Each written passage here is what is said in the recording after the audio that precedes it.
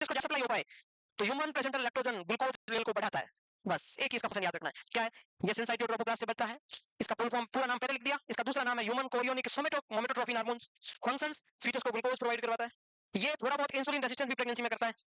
ये हो गया आपका एचपीएल, ह्यूमन प्लेसेंटल लैक्टेजेंस। मतलब हाइपरग्लाइसीमिया करता है मदर में। बस इंसुलिन रेजिस्टेंस का मतलब क्या होता है? हाइपरग्लाइसीमिया, तो इंसुलिन काम नहीं करेगा।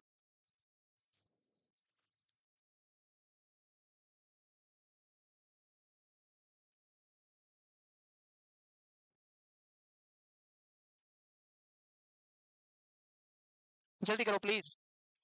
मेरा आज ये सोच रखा था कि प्लेसेंटा पूरा करके अम्नियोटिक फ्लूइड तक पहुंच जाएंगे, एब्नॉर्मलिटी तक पढ़ लेंगे, लेकिन इस बार मैंने नोट्स में ये एंडोक्राइनोलॉजी वाले फंक्शन ऐड कर दिए। उसमें आपके 20-30 मिनट और हो गए। हमारे नोट्स हर बार थोड़े बहुत रहते हैं, हर बैच में कुछ न कुछ चेंजेस रहता है, तो पुराने बैच वालों को भी अब मैं हाथ हिलाते हुए देख रहा हूँ, वरना वो चुपचाप बैठ रहते हैं। हाँ ठीक है, हमारे तो लिखे हुए हैं। नहीं लिखे?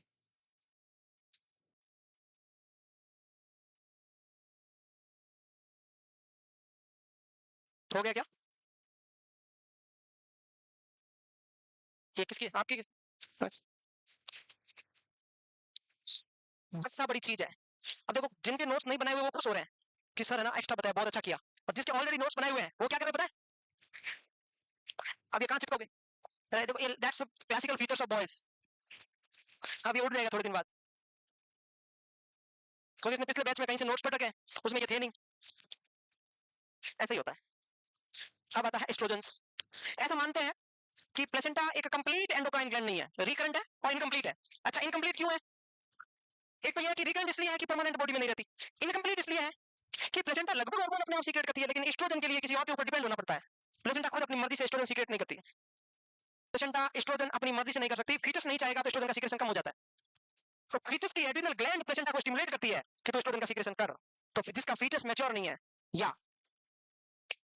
या किसी के फीटस में ये खोपड़ा नहीं है, खोपड़ा मतलब ब्रेन, उसको क्या बोलते हैं? एनेंसिफेली। क्या बोलते हैं? ऐसा फीटस जिसमें क्रेनियम वॉल्ट नहीं है, क्रेनियम टिश्यू नहीं है, या ब्रेन नहीं है, उसको बोलते हैं एनेंसिफेली। उसमें आपने देखा होगा पोस्टम प्रेगनेंसी होती है। और जब भी मल्टीपल प्रेगनेंसी आप पढ़ोगे, उसका मोस्ट कॉमन कॉम्प्लिकेशन है प्रीमेच्योरिटी। क्या है? ऐसा क्यों? मल्टीपल प्रेगनेंसी में टाइम से पहले डिलीवरी क्यों हो जाती है?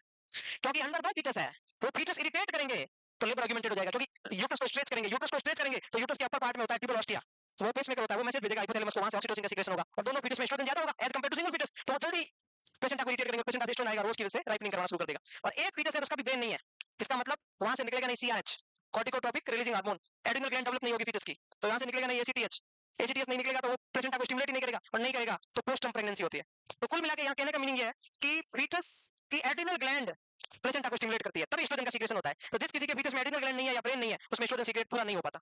तो क्या लिखा हुआ है? Because without help of fetus placenta can not form oestrogen.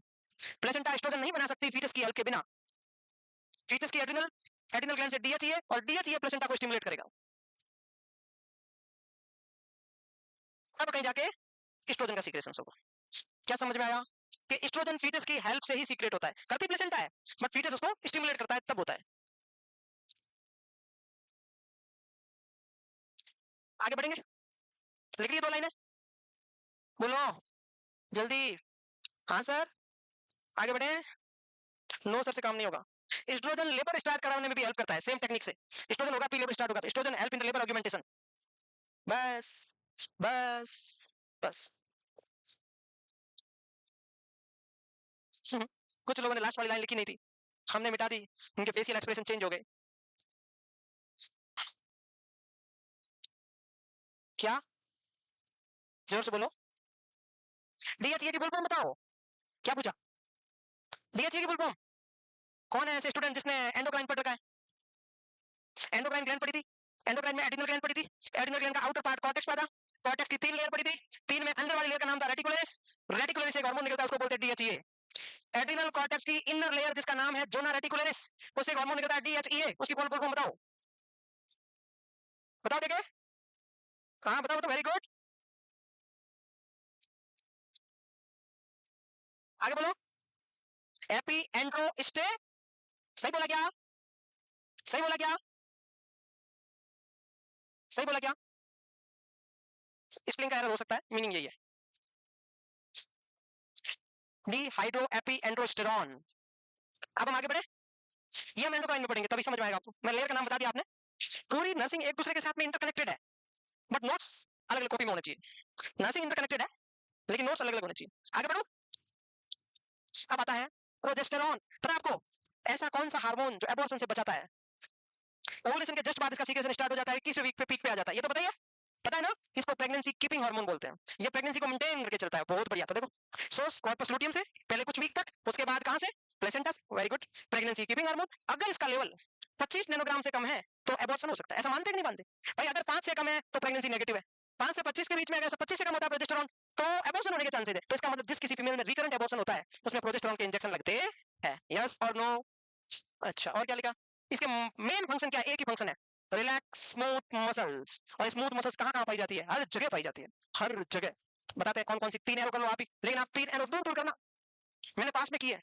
आप एरो ऐसे करना बहुत दूर, एक पेज में 3 करना ऐसे। रिलैक्स स्मूथ मसल्स, फिर 1 2 3 ऐसे। स्मूथ मसल्स को प्रोजेस्टेरॉन। बहुत इंपॉर्टेंट सवाल बताऊंगा। 3 क्वेश्चन बहुत काम के हैं भाई, और बहुत ज्यादा काम के हैं। खड़ी खड़ी डकारें आएगी आपको भी। प्रेगनेंसी में ऐसा होता है, ऐसा होता है कभी? अरे पढ़ा होगा किताबों में, आपको नहीं होता रे, किताबों में पढ़ा होगा। You know about pregnancy? मैं इतने दिन से ओबीजी पढ़ा रहा हूं, तुम नर्सिंग करके आए हो, तुम्हें पता ही नहीं है प्रेगनेंसी किसको होती है? बेवकूफ लोग। ये एक काम है जिसकी वजह से इंसान मेल पर्सन सुखी है, वही तो छीनना चाहता है। दुनिया का सबसे टफ टास्क है प्रेगनेंसी। ये कहना बहुत ईजी है, सबसे टफ काम होता है वो हमेशा फीमेल को दिया जाता है। सबसे टफ और ईजी काम होता है मेल। लेबर में कितना पेन होता है पता है? एक साथ 10-15 बोन्स टूटती है, इतना पेन होता है, बहुत ज्यादा पेन होता है। फिर भी तुम लोग हंस रहे हो बेवकूफ, शर्म नहीं आती तुम्हें? स्मूथ मसल्स रिलैक्स होती है प्रेगनेंसी में। कैसे होती है? पढ़ते हैं भाई, तू रुक जा। Smooth muscles relax. ओके। बेवकूफ लोग हैं, चलती क्लास में फोन करते हैं और मैं बिना देखे बेवकूफ बोल देता हूँ, क्योंकि पता चलता है कोई ऐसा है जिसको बेवकूफ नहीं बोलना चाहिए था। अब वो बाई चांस क्लास देख रहा है तो क्या सोचेगा? मेरे को बेवकूफ बोला, सरेआम इज्जत पे इज्जती कर दी। स्मूथ मसल्स, लेकिन मेरा इंटेंशन प्योर था, क्योंकि मैंने बिना देखे बोला है। देखने के बाद मैं अपने शब्द वापस लेता हूँ। Smooth muscles relax. Please question आता है, प्रोजेस्टेरॉन प्रेगनेंसी में क्या क्या करता है? बहुत काम। You know about oesophagus, food pipe बोलते हैं। यू नो अबाउट खाने की थैली, kitchen of the body, stomach, ये है ईसोफेगस। हर एक किचन का गेट होता है कि नहीं होता? दैट्स कॉल्ड ढक्कन। तो स्टमक के ऊपर की साइड क्या होता है? ढक्कन होता है। इस ढक्कन को क्या बोलते हैं? Lower oesophagus. ये ईसोफेगस के नीचे है ऊपर है? स्टमक के ऊपर है नीचे है? मतलब स्टमक जहां स्टार्ट हो रहा है, ईसोफेगस जहां एंड हो रहा है, और यहाँ पर एक दिल होता है। क्या होता है? दिल होता है नहीं होता? क्या ये ढक्कन दिल में है क्या? नहीं, लेकिन इसकी लोकेशन कहाँ है? दिल के पास है। दिल का मामला जरा संभाल के। तो इसीलिए इसका नाम क्या पड़ गया? Cardiac inspector. क्या पड़ गया? अब कार्डियक इंस्पेक्टर का मतलब नहीं है कि हार्ट में है, सिर्फ इसकी लोकेशन राइट वेंट्रिकल के पास थोड़ी सी है, इसीलिए नाम। और एक्चुअली इसका नाम है LES, लोअर इसोफेगियल ढक्कन। इंस्पेक्टर का मतलब होता है ढक्कन अपनी भाषा में। इंस्पेक्टर कभी भी वर्ड आ जाए ना, उसको ढक्कन बोलना हमेशा, आपका कभी क्वेश्चन गलत नहीं होगा।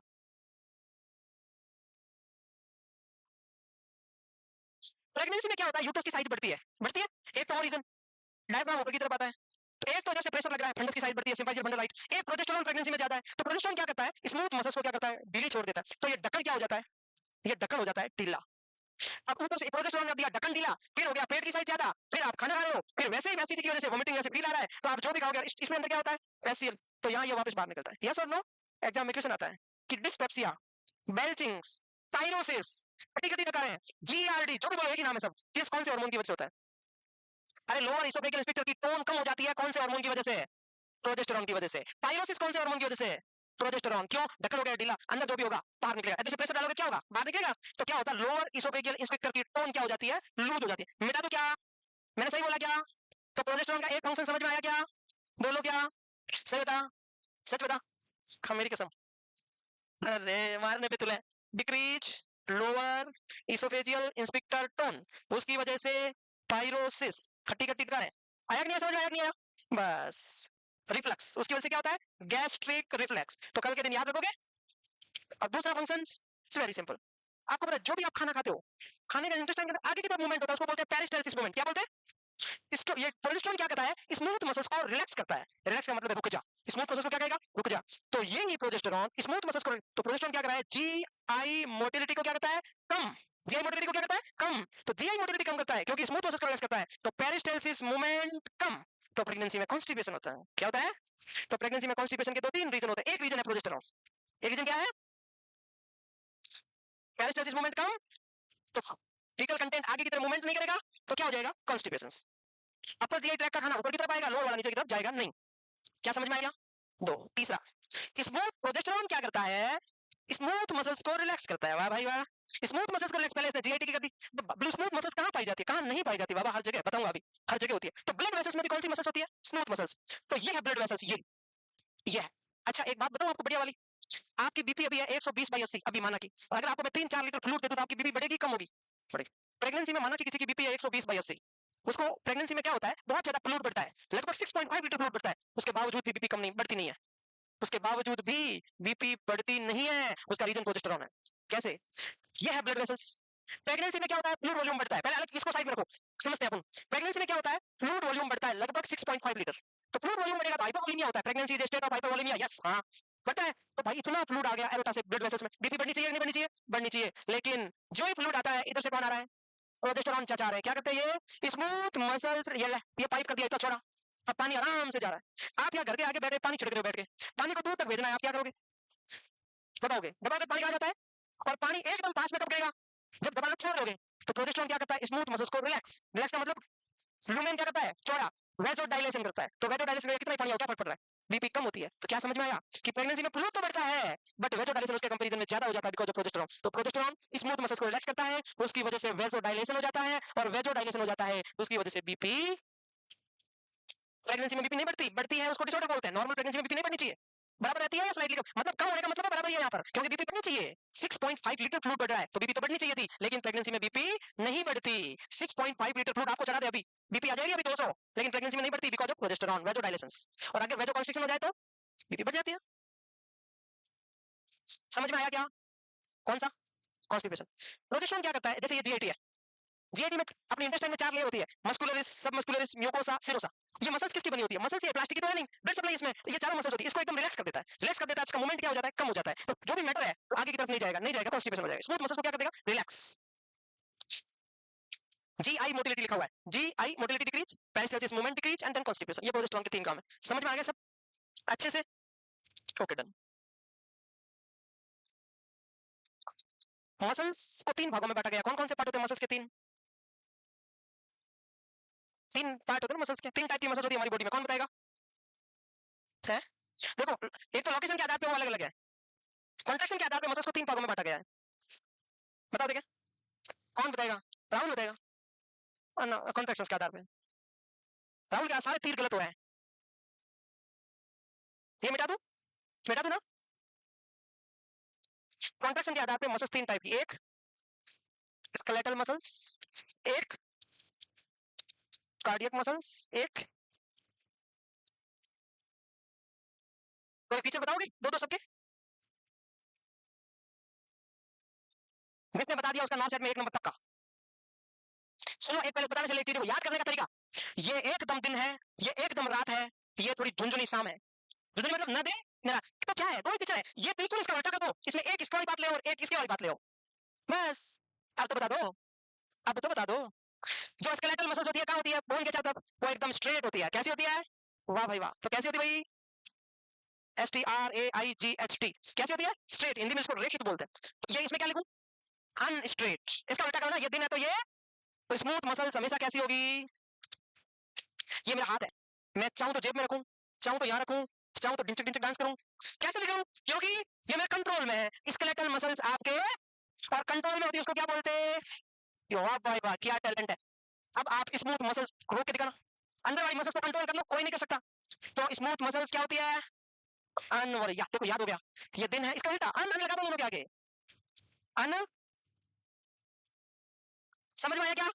अब ये बीच वाली है, शाम हो रही है, 6:30 बजी है, एक इसका फीचर ले, लेकिन फीचर लेने से एक बात याद रखना, दिल का मामला जरा संभाल के, ये किसी के बस में नहीं है। अब वहां आंसर आ गया, क्योंकि हाइट को आप चाह के रोक नहीं सकते, वो बताओ कोई, कोई रोक बताओ, इसका मतलब क्या है। तो उसका कौन सा फीचर लोगे, अनवॉलेंट्री, तो इसका कौन सा लोगे, यस। तो कार्डियक मसल्स अनवॉलेंट्री होती है, आपके कंट्रोल में नहीं है, आप चाह कर रोक नहीं सकते हार्ट को कभी भी, और लेकिन होती कैसी है, इससे ही याद नहीं करवा सकते। अब एक लाइन एक्स्ट्रा है, ऐसी तीनों में से कौन सी मसल्स है जिसमें रिदमिसिटी और ऑटोमेटिसिटी पाई जाती है। हर मसल्स होती है लेकिन एक मसल तीनों में से आती है, वो जिंदगी भर चलती है। Rhythmicity and automaticity the classical feature of the which muscles, cardiac muscles. Rhythmicity है, ऑटो में कंटिन्यू चलती है, रिदम के साथ चलती है, जिस दिन ये रुक गई उस दिन सारा जमाना रुक जाता है।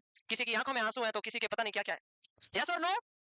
तो रिदमिसिटी एंड ऑटोमेटिसिटी कौन सी मसल्स का फीचर्स है, स्पेशल फीचर्स है कार्डियक मसल, है या नहीं है, याद हो गया ना? हो गया ना याद पूरा? बस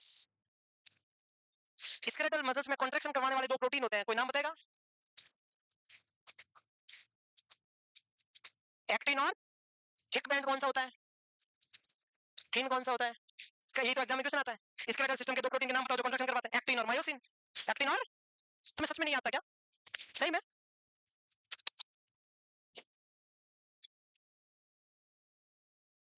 आगे बढ़े? आगे बढ़े ना? अब आता है अम्बिलिकल कॉर्ड। कौन सा? प्लेसेंटा पढ़ लिया पूरा? अम्बिलिकल कॉर्ड देखो सिंपल, ये प्लेसेंटा, तो ये कौन है? इधर कौन है? बाबू। ये बीच वाला कॉर्ड है, कॉर्ड पढ़ ले, इसका डायमीटर पढ़ ले, इसमें वेसल्स पढ़ ले, नॉर्मल एबनॉर्मल पढ़ ले, बस खत्म। तो देखो सुनो, इसको क्या बोलते हैं? फनेस। क्या बोलते हैं? तुरंत फास्ट पहले सुनो, लिखो मत, रुक जाओ, एक तो जल्दबाजी से बंद कर देना 2 मिनट।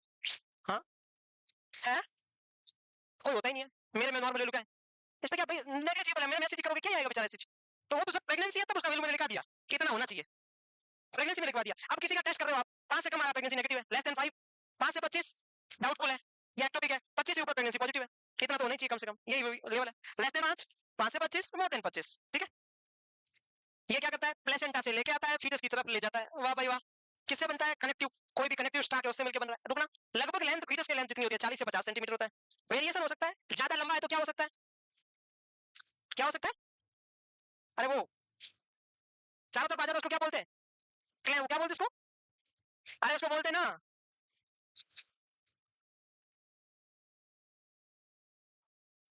और नेक के चारों तरफ कोड लपेटा ले लेता है, फिर रिवर्स ही करते हैं, बोलते हैं तुम्हारे बच्चे के कोड इसके चारों तरफ, उसको क्या बोलते हैं? मेरे को नाम ही नहीं है। अरे कुछ बोला भी आ जाएगा, मुझे याद आ, यहाँ ही है मेरे जीप पे पड़ा है, आ जाएगा।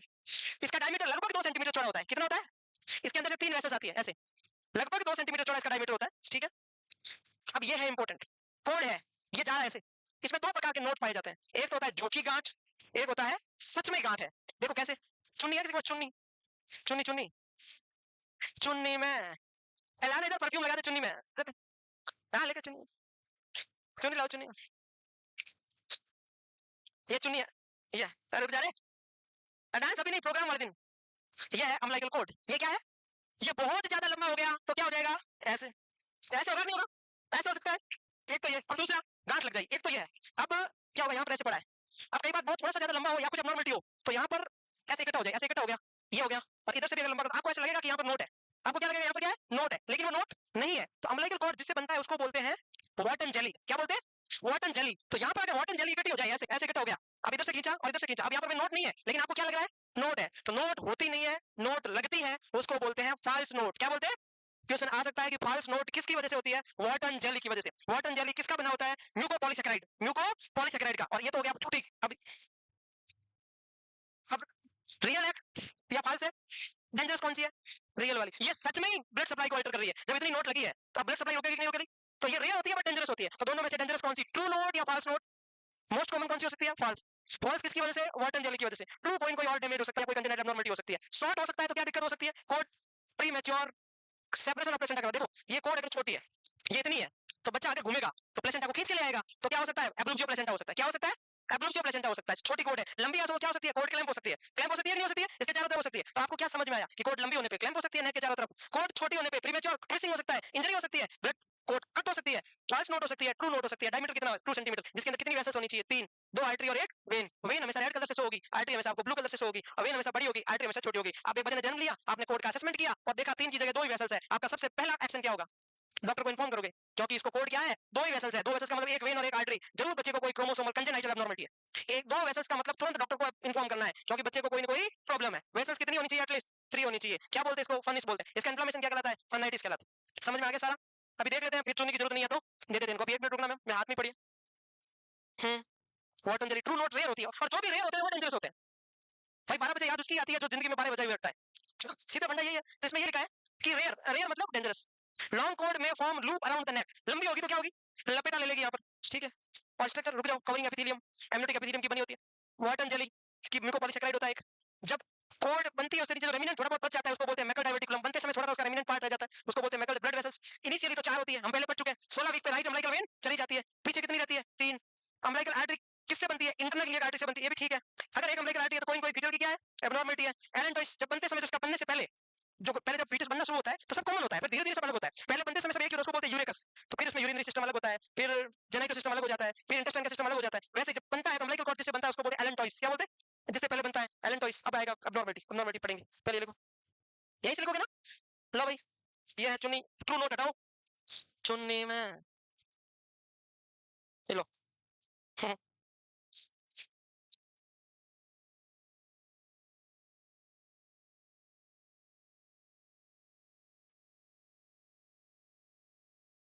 आज दिवाली की वजह से ऑनलाइन वाले बहुत कम बच्चे देख क्लास। घर पे क्या कर रहे हो तुम लोग?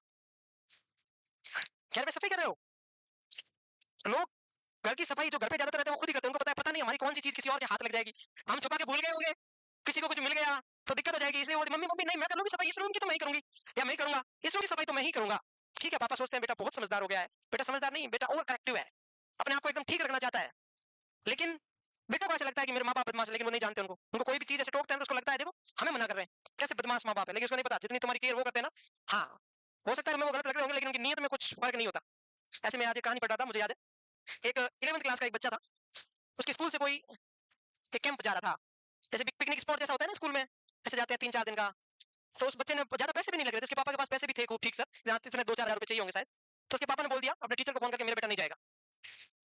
तो स्कूल में बच्चे ने जाके बोला मेरे पापा नहीं भेज रहे। बच्चा रोता हुआ टीचर के पास गया कि सर मेरे पापा नहीं भेज रहे हैं। कभी भी एक साइड से परसेप्शन जान के कभी भी डिसीजन नहीं लेना चाहिए। ये इस बेस पे कोई कहानी है। टीचर ने ऐसे बोला कैसा देखो पापा है, 2,000 रुपए की बात है, इतने तो पैसे उनके पास है ही, वो जानता था उसके पापा को कैसे है। उसने उसमें बोलना शुरू कर दिया। कई और टीचर कोई वहां पे बैठे हुए थे, उसने सोचा कुछ और रीजन होगा इसके पीछे। उसने बेटे के सामने उसके पापा को ऐसे 2-4 शब्द बोले, कैसे देखो सब बच्चे जा रहे हैं, बच्चे को कितना गंदा लग रहा होगा, ऐसे क्या काम के पापा जो बच्चे की ग्रोथ एंड डेवलपमेंट में बैरियर बनते हैं। तो दूसरा टीचर बैठा बैठा सुन रहा था। उसने चुपचाप से उसके पापा को कॉल किया, ऐसा क्या है, क्या रीजन क्या है। पहले वाले उस टीचर ने क्या किया, सीधा ही बोलना शुरू कर दिया ऐसा गलत है, ये नहीं होना चाहिए, ये बच्चों के साथ गलत हो रहा है। तो उसने पापा ने जो बात बोली कि सर बात 2000 या 1500 की नहीं है, बात यह है कि इसको हॉस्पिटल में दिखाया गया था, डॉक्टर ने ये बोला कि इसके हार्ट में दिक्कत है, इसको अकेला कहीं भेजना नहीं है, और इसको मैं बोल भी नहीं सकता कि तुझे दिक्कत है, और मैं 3-4 दिन के लिए बाहर भेज भी नहीं सकता। जब उसके पापा की बात सुनी तो टीचर को समझ में आया कि पापा जो भी करते हैं सोच समझ के करते हैं। आपको लगता होगा कि ऐसा क्यों कर रहे हैं, उसके पीछे कुछ वजह होती है उसकी। अब वो कह रहे हैं कि मैं नहीं चाहता कि मेरे बेटे को पता चले कि मेरे बेटे के हार्ट में छेद है। बच्चा बड़ा है, 15 साल का 17 साल का है, बाई चांस बात दौड़ेंगे दौड़ेंगे तो काटी डिमांड बढ़ेगी, और डॉक्टर ने क्लियर कट मना कर रखा है। अब बच्चे अगर बच्चा 11 क्लास में पढ़ रहा है, हमने क्लियर कट से बोल दिया तेरे हार्ट में छेद है, बच्चा डिप्रेस रहेगा, दूसरे का बच्चों से इंफीरियरिटी कॉम्प्लेक्स में आ जाएगा। तो मैं इसको बताना भी नहीं चाहता, रीजन ये है मेरा मना करने का, तू नहीं जाएगा, मेरे पास पैसे नहीं है, मैं नहीं जाने देगा तेरे को। तो जब एक साइड से कभी भी अपने को कोई डिसीजन नहीं लेना चाहिए, हमेशा दोनों साइड से सोचना चाहिए। तो इसीलिए तो बोलते हैं कि कोई ना कोई मजबूरी रही होगी, ऐसे ही जिंदगी में कोई बेवफा नहीं होता। तो अगर कोई छोड़ के जाए ना तो उसको भी कभी दोष नहीं देना चाहिए, हो सकता है उसकी जिंदगी में कोई ना कोई प्रॉब्लम रही है, कोई ना कोई मजबूरी रही है। ये बता रहा हूँ मैं, ये मेरे को ये बात भी तब याद आई, एक बुक चल रही है बहुत फेमस, नाम सुना होगा ना, यूपीएससी वाला लॉ। सुनी बुक का नाम सुना है किसी ने? सुना होगा आपने। उसके आधार पर ये मैंने बताया, वो मेरा क्लासमेट ही है लड़का जिसने ये बुक छापी है। वो बहुत हालांकि करोड़पति बन गया बुक छाप के, लेकिन उसकी जिंदगी की कहानी है क्या हुआ, हो गया ना। ओ माय गॉड सॉरी, मैं भूल गया, मैं खो गया तुम्हारी तरफ। मैं सोचा मैं ज्ञान देने लग गया कि हम तो फिदा हो गए उनकी तिरछी निगाहों पर, कि हम तो फिदा हो गए उनकी तिरछी निगाहों पर, हमें क्या पता सनम टेढ़ा ही देखते हैं। वो बात है भाई, उनकी आदत थी टेढ़ा देखने की, हमने सोचा हमारी तरफ देख रहे हैं। तो ये मिसकंसेप्शन नहीं पालना चाहिए, ठीक है ना। हाँ, सही बात है गलत है, सही है ना, बिल्कुल सही है। हम्म, जो जो जोर से सही कह रहा है लग रहा है कि उसके ऊपर अभी ताजा ताजा बीती है।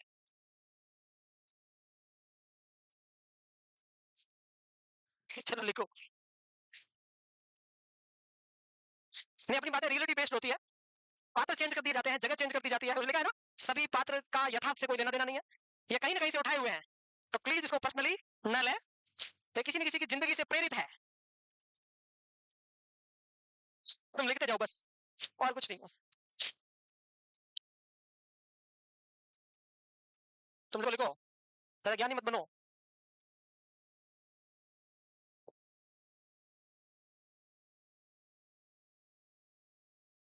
आपको वंस अगेन हैप्पी दीपावली। तो दीपावली तो कहना चाहिए ना, अब दीपावली में कितनी बार आप पटाखे छोड़ते हो, है ना, तो एक दो बार थोड़ी छोड़, आप जितनी बार जब याद है तो हर बार हैप्पी दीपावली।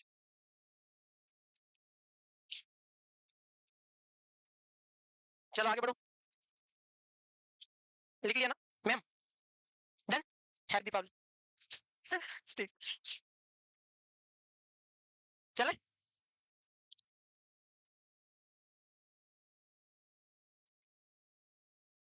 चलो बच्चे, सॉरी सॉरी सॉरी सॉरी। हाँ, क्या हुआ? लिख लिया? Thank you. देखो 4 होती है पहले ब्लड वेसल्स, और 3 कब हो जाती है पता है? ये भी पता है, ये भी पता है, ये भी पता है। लिखो लिखो लिखो। फिर हेडिंग लगाओगे abnormality of cord and placenta. Abnormality of cord and placenta. आज इतना धीरे पढ़ा, इतना धीरे पढ़ा कि आप बैठे बैठे भी बोर हो गए होंगे, लेकिन हुए तो हुए, डोंट केयर, कोई फर्क नहीं पड़ता। अच्छे से समझ में आया। कभी कभी थोड़ा बहुत ऐसे हल्कापन लगना चाहिए जिंदगी में, और जो नहीं आए उनको भी ये थोड़ा गिल्ट फील कम होगा कि कुछ नहीं, इतना सा पढ़ा है, कोई ना, हम छुट्टी की तो कोई ना, ऐसा उनको भी अच्छा लगना चाहिए थोड़ा बहुत। भाई सब आपको अच्छा लगे ये भी अच्छी बात नहीं है। आज दीपावली पे कौन 2 शेर सुनाएगा मुझे, आगे आगे बता दो। मैं नहीं, मेरे अलावा है। राजवर्धन नहीं सुनाया, मैंने मन बंद कर दिया। राजवर्धन क्या, नहीं मैं तो अभी थोड़ा डिप्रेशन में हूँ। इसका हार्ट ब्रोकन सिंड्रोम हो रखा है अभी फिलहाल, इसलिए नहीं सुना रहा। राजवर्धन का दिल टूटता है 21 दिन में एक बार, महीने में एक बार टूट जाता है, फिर नई दवाई आती है, कोई उससे दिल लगता है, फिर वो दवाई का रेसिस्टेंस हो जाता है इसको 21 दिन में। ऐसे ऐसे चलता रहता है।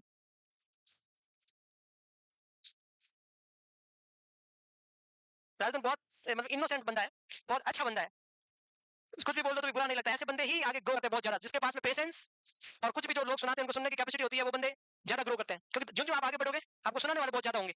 लाइफ में 3 स्टेज आती है। पहली स्टेज सुना आपने स्टेज के बारे में, मस्त वाली स्टेज।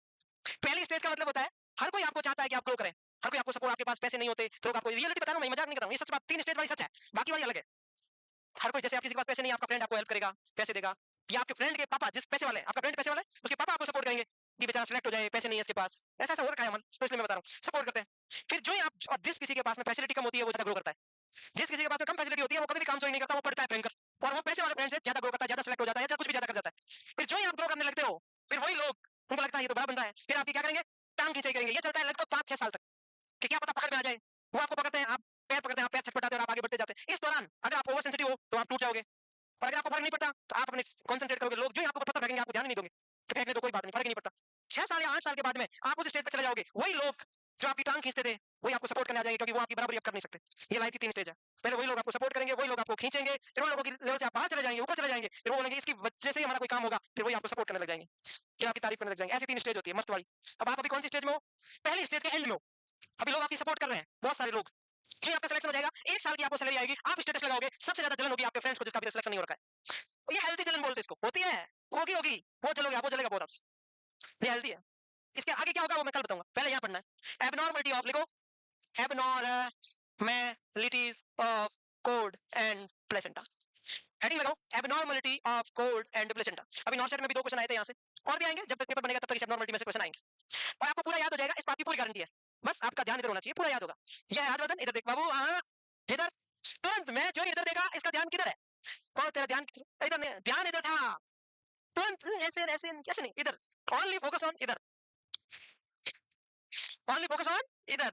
ये है प्लेसेंट, इधर ध्यान दे हीरो, इधर ये प्लेसेंटा। बहुत सारे लोग, एक ये और कोई 2-3 और है, आ जाए नहीं, वो भी जो ही मैं देखता हूँ ऐसे ऐसे करते, मतलब वैसे, मतलब चिल चिल टाइप बंदे हैं। 2-3 लड़कियां भी है, 2-3 लड़के भी है, सब होते हैं, लड़के लड़कियां सब, ह्यूमन बीइंग है। लड़कियां कौन से, मतलब वो ऐसा नहीं, बात बात तो हर कोई करता है, भाई लड़की तो दूसरी लड़की से बोलेगी, सुनना ये प्लेसेंटा है, ये है कोड।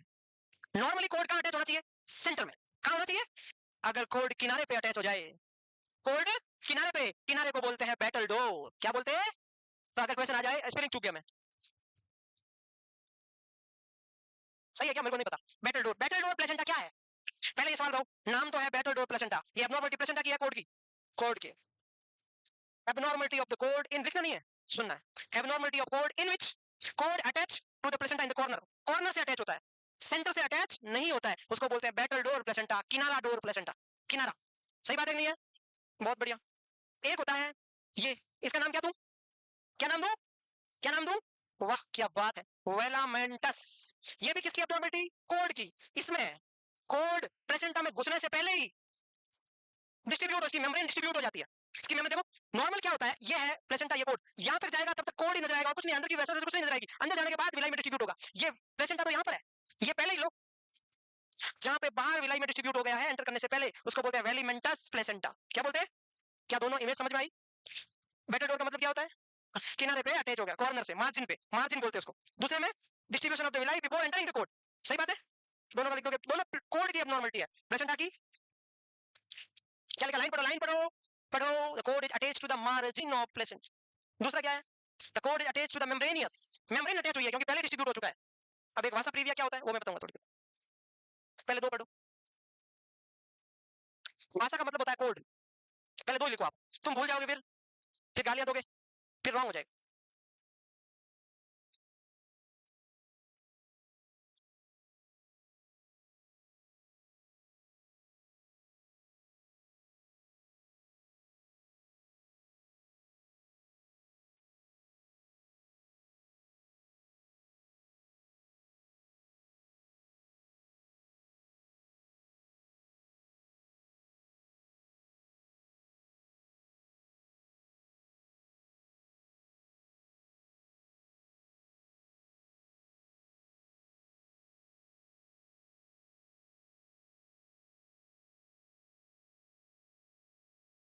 आगे बढ़ेंगे हम लोग, पक्का बढ़ेंगे।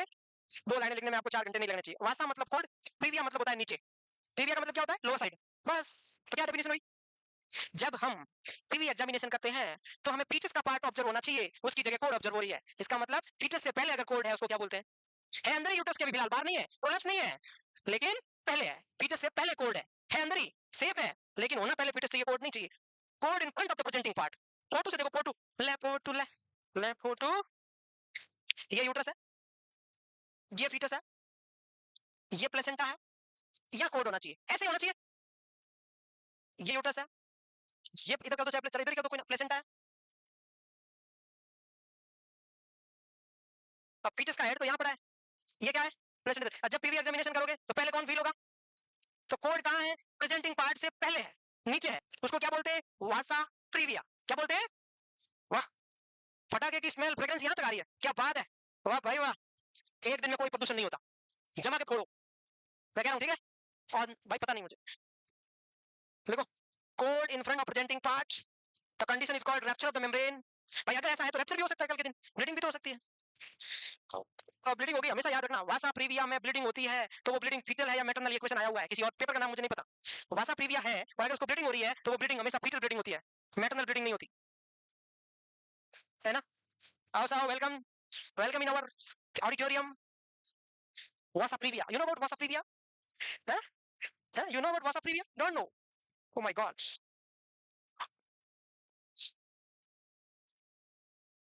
वासा previa is in which cord attach नीचे की side in this uterus, okay. जब हम 11 12 में पढ़ते थे, इंग्लिश नहीं आती थी, हम जिस किसी के पीछे आईएनजी लगाते थे, सबसे अच्छी इंग्लिश आईएनजी लगा दो, what are you doing, I am करिंग सफाइंग, सबसे अच्छी इंग्लिश, आईएनजी लगा, इंग्लिश बनी, मस्त है, मैं बता रहा हूँ, सबसे अच्छी इंग्लिश वही है। सही नहीं है मैम, क्या दीपिका मैम सही नहीं है, अब आप, अरे अरे अरे,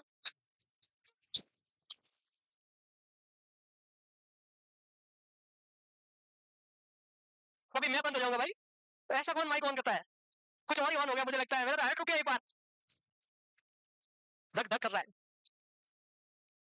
अभी लगाना है क्या, कुटी करेंगे, तो अरे या, अरे तुम लिखो वासा प्रीविया, लिख लिया, कोड अटैच इन द नीचे की side of the uterus, then अब लिखो एबनॉर्मल, अभी कोड पढ़ रहे हैं भाई, कोड ज्यादा लंबा हो तो नाग लपेटा लेवे, फंसे, किसी में कोड एब्सेंट हो सकता है कि नहीं हो सकता, ऐसा हो सकता है, एब्सेंट और उसके आगे ए लगा देते, देखो नर्सिंग है थोड़ी बहुत इजी, बेचारे को ऐसे नर्सिंग को बदनाम किया गया है, नहीं है तो ए लगा दो, तो कोड के आगे ए लगा दो, क्या हो गया, ए कोड दिया। पर हमारे इधर जोधपुर राजस्थान के अंदर जिसको रिस्पेक्ट नहीं देनी उसके पीछे या लगा दो, तो इसमें रिस्पेक्ट भी गायब कर दी और एब्सेंट भी कर दिया, कि कोड या है ही नहीं, तो ए कोड दिया है। अरे ये डिसऑर्डर में है, डिसऑर्डर में सब कुछ होता है, डिसऑर्डर का मतलब क्या है, एबनॉर्मलिटी। अब मैं ओबीसी एबनॉर्मल पढ़ाएंगे ना तो ऐसी ऐसी चीजें होगी तुम सपने में भी नहीं सोच सकते, भाई डिसऑर्डर है, बाई चांस नहीं है तो नहीं है, खत्म हो जाएगी प्रेगनेंसी, और क्या डिसऑर्डर तो है। कोड शॉर्ट भी हो सकता है, कोड लंबा भी हो सकता है, एक अम्लीकल आर्टरी भी हो सकती है, डिसऑर्डर है। कंजेनाइटल में ज्यादा देखने को मिलती है, रिंगल एनोमली में कोई जेनेटिक एनोमली साथ में हो सकती है, उसमें ट्विंस में थोड़ा ज्यादा चांस रहता है। भाई जो भी हाई रिस्क प्रेगनेंसी है, एबनॉर्मल प्रेगनेंसी है, उसमें कोड रिलेटेड प्रॉब्लम ज्यादा होने के चांसेस है, और नॉर्मल प्रेगनेंसी में क्या ही होता है, हम इतने सब बैठे हैं, हमारे कोड में 3 वैसे तभी हम यहाँ हैं, हमारे भी कोड में 2 वैसे होती तो हम यहाँ नहीं होते, कोई और ही नर्सिंग कर रहा होता, भाई कोई और ही पढ़ा रहा होगा, कोई और ही पढ़ रहे होते, सही है कि नहीं है। तो ये कोड रेयर केसेज में होता है, हमें अकॉर्डिया थोड़ी था, हमें तो ट्रिपल कॉर्डिया था, तो हम यहाँ है भाई, तो ये रीजन कुछ कुछ होता है, तुम समझोगे नहीं।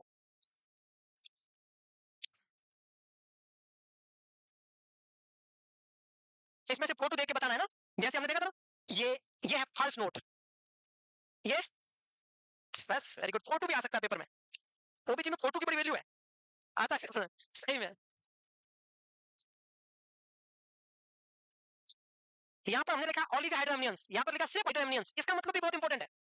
हाइड्रा का मतलब पानी, तो उसने कहा आगे पॉली क्यों नहीं लगाए, जब लिख ही दिया पानी। तो फीटस का स्विमिंग पूल कौन है? Amniotic fluid. तो अगर किसी का एमनियोटिक फ्लूइड नॉर्मल से ज्यादा है तो हम उसको बोल देते हैं हाइड्रोएमनियंस। पॉली लगाने की जरूरत ही नहीं है भाई। तो हाइड्रोएमनियंस ही पॉलीहाइड्रोएमनियंस होता है। ये माइंड में पहले रखना है। हाइड्रोएमनियंस का मतलब पानी एमनियोटिक कैविटी में ज्यादा है। तो पॉली नहीं लिखो तो भी वही होता है मीनिंग।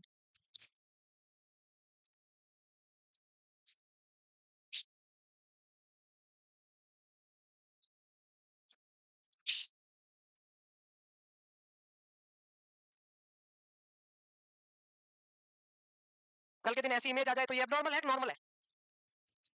एबनॉर्मल है, क्योंकि एक ही आर्टरी और एक ही वेन है। तो एग्जामिनर ऐसे ही तो पूछता है और फिर क्या करता है, वो दिमाग ऐसे लगाता है। लास्ट अभी पेपर में क्वेश्चन पूछा, ये है यूट्रस, ये है फीटस, टीबी एग्जामिनेशन कर रहे हैं, ऑक्सीपुट के ऊपर हैंड टच हो रहा है, तो ये बताओ ऑक्सीपुट पोस्टीरियर एंटीरियर है पोस्टीरियर है?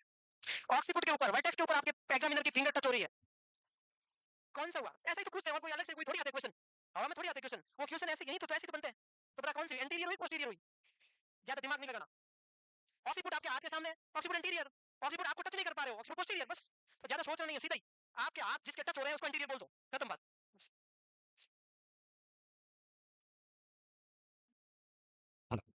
Good evening everyone, please sit down. पीछे वाले बच्चे बेटा आप ही आगे आ जाओ। जो बच्चे पीछे बैठे हैं ना आगे आ जाओ फटाफट। बैक साइड वाले बच्चे बच्चे दिख रहे हैं क्या?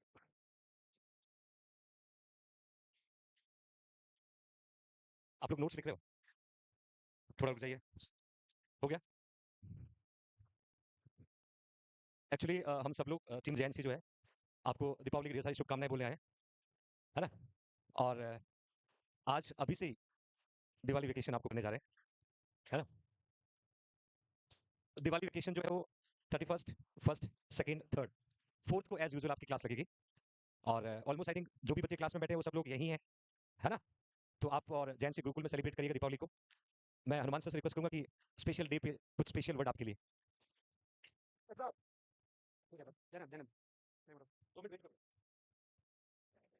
Good evening all of you. आप और हम मिलकर ही जिंक परिवार बनाते हैं। सो कुछ लोग थोड़े उदास हो सकते हैं कि दीपावली पे घर जाने को नहीं मिला, लेकिन मैं यकीन दिलाता हूँ कि हमारी टीम आपको यहाँ पे लगभग घर जैसा महसूस करवाने का पूरा प्रयास करेगी। सो आप यदि हॉस्टल में रह रहे हो या आसपास भी रह रहे हो तो यहाँ आए, यहाँ पे दीपक जलाएं, पटाखे फोड़ें, खाना खाएं। और हमारी टीम हर हॉस्टल में तो मौजूद है ही है।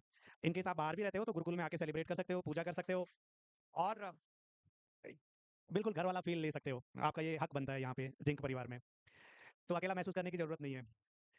बाकी जो दीपावली है हम बचपन से ही बड़े एक्साइटेड रहते हैं ना कि दीपावली आएगी, तो इस तरीके का एक मेंटल इमेज रहता है। बस फैमिली वाला पार्ट यहाँ सप्लीमेंट कर लेना। लेकिन हमें एक बड़े मिशन के तौर पे लगातार अपने गोल पे फोकस करना है, क्योंकि अब नॉर्सेट हर 6 मंथ से हो रहा है, तो अपन बड़ी छुट्टियां अफोर्ड कर नहीं सकते। और कंटेंट इतना ज़्यादा है कि वो सब पूरा करना भी ज़रूरी है। तो खुशियों में थोड़ा सा अपने आप को रिलैक्स करिए और सुरक्षित रहने का प्रयास करिए। अननेसेसरी रिस्क तो लेनी नहीं है। बाकी हेल्थ का ध्यान रखना है अपने, और शेड्यूल बिगड़ने नहीं देना है। और हमारी टीम पढ़ाने में तो मेरे ख्याल से कोई कसर छोड़ नहीं रही है। कुछ भी बाकी तो नहीं रह रहा? चलो गुड। और जैसे-जैसे दीपावली के बाद हम और इंटेंसिफ़ाई करेंगे कोर्स को, जिससे आप लोगों का कंटेंट टाइम से पूरा हो सके। तो बाकी इन शॉर्ट मैं आप सभी को दीपावली की ढेर सारी शुभकामनाएँ दूँगा और दुआ करूँगा कि जिस तरीके की हमारे जीवन के अंदर उम्मीद की किरण और खुशियों की लाइट हमेशा बनी रहे। और अच्छाई और सच्चाई और मेहनत की जीत का प्रतीक है ये। और ज़रूर हम जीतेंगे, इसी विश्वास के साथ आगे बढ़ते रहिए। So once again wish you happy Deepawali to all of you. और अब मैं चाहूँगा कि आपको भारती सर से 2 शब्द सुनने को मिले। Good evening everyone. सबसे पहले तो इस दीपों के त्योहार दीपावली की आप सभी को हार्दिक शुभकामनाएं। और जैसा आपको और जिस फेज में आप चल रहे हैं उसके बारे में हनु सर ने बहुत अच्छे से बता दिया, क्योंकि दीपावली अपने लिए अभी नहीं है। आप जब अभी इस चेयर पे बैठे हैं तो मैं कई बार स्टूडेंट्स को कहता हूँ कि अगर अभी दीपावली मनाओगे तो बाद में दीपावली मनाने के लायक नहीं रहोगे, और अगर अभी दिवाली मनाने के लिए लायक बनोगे तो ताउम्र शानदार दीपावली मनाओगे। तो अभी ये जो दीपावली है वो अपनी मेहनत वाली है। खुशियों वाली दीपावली हम अगले साल मनाएंगे जब नॉर्थ सेट फतह कर लेंगे और एम्स में श्री सर की तरह अपने वार्ड को बहुत शानदार चमकाएंगे, और फिर उसका वीडियो पोस्ट करेंगे कि देखो हमारा वार्ड इस तरह से चमक रहा है। तो उसके लिए अपनी मेहनत पे लगे रहें। आप सभी ने देखा श्री सर का वीडियो, है ना? एएनएस सर इंस्टा वाले तो ये प्लानिंग करें ना कि अगले साल किस तरह से हमें भी सजाना है। तो बेस्ट ऑफ लक आप सभी को अगले नॉर्थ सेट के लिए, और उम्मीद करते हैं कि आप बहुत शानदार रिजल्ट देंगे और अपने सपनों को पूरा करेंगे, अपने परिवार के सपनों को पूरा करेंगे और ताउम्र हमेशा दिवाली खुशियों वाली मनाएंगे। Again happy Deepawali.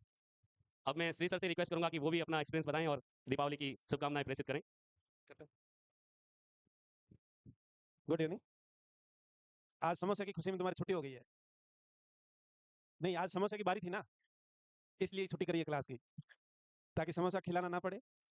पर वैसे आज खिलाता तो मुझे फायदा होता, क्योंकि आज कम लोग हो, दिवाली बाद ज्यादा हो जाओगे तो खर्चा बढ़ेगा, पर चलेगा, कोई नहीं, ज्यादा लोग चाहिए हमको खुशियों में, है ना। नहीं तो तुम लोग खबर देते कि समोसा मिला तो उनका भी जी दुखता ना वहाँ। तो आते वक्त खाएंगे जरूर समोसा। अभी अच्छे से दिवाली मनाओ, 3 दिन रेस्ट, लगातार पढ़ते रहना है। रेस्ट का मतलब ये नहीं पूरे दिन पसरे पड़े हॉस्टल में, पढ़ाई भी करनी है, ज्यादा रीले ना देखें, है। इसके साथ साथ दिए जलाएं, जैसे अनुज ने बताया, अपना ही परिवार समझ के शामिल हो सकते हो, और होना ही है, हो सकते क्या है, होना है, दिए जलाना है। और असली दीपावली सिलेक्शन के बाद वाली ही होगी, अभी तो सिर्फ मेहनत तैयारी वाली है।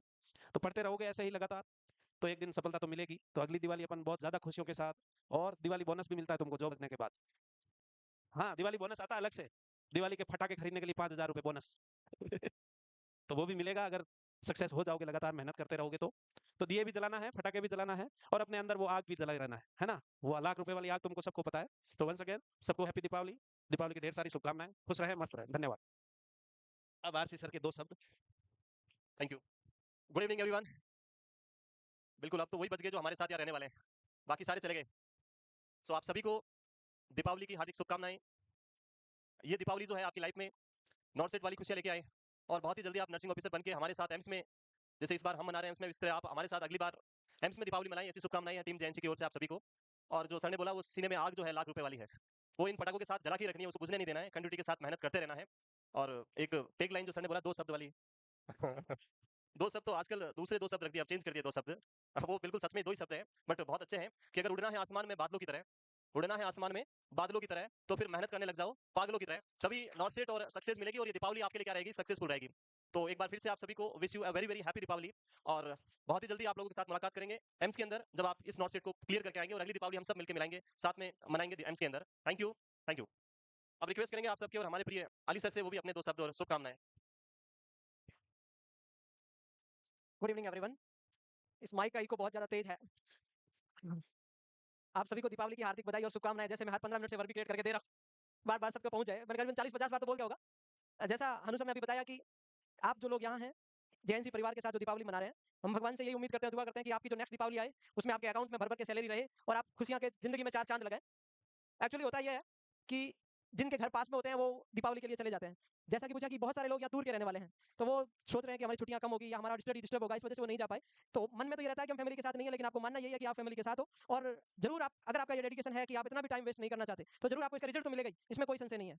कि लहू खेत जो रिश्ते उन्हें छोड़कर आ गए, अब परिवार से जो दूर बैठे उनके लिए कह रहा हूँ कि लहू खेत जो रिश्ते उन्हें छोड़कर आ गए, सुकून आंखों के सामने था मुंह मोड़ कर आ गए, सुकून आंखों के सामने था मुंह मोड़ कर आ गए, लुट रहे थे खजाने माँ बाप की छांव में, लुट रहे थे खजाने माँ बाप की छांव में, हम जॉब की खातिर घर छोड़ के आ गए, हम जॉब की खातिर घर छोड़ के आ गए। तो ये आप हमेशा कहीं ना कहीं त्याग से ही हमेशा कोई ना कोई हमारी बड़ी चीज हासिल होती है, तो आपका ये त्याग आपको जरूर एक बहुत अच्छा रिजल्ट देगा। हम सबकी यही, क्या बोलूं, दुआ है। Thank you so much, God bless you all.